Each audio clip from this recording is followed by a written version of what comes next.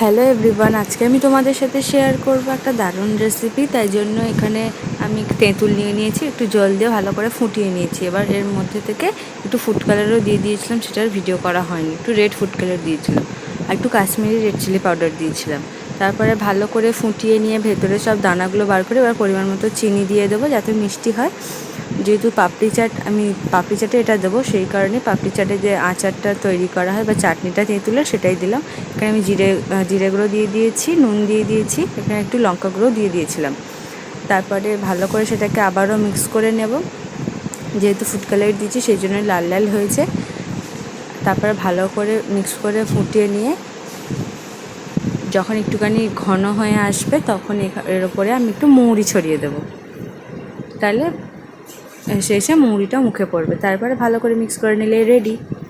ভিডিওটি ভালো লাগলে একটি লাইক করবে, আমার চ্যানেলটি সাবস্ক্রাইব করবে। বাই।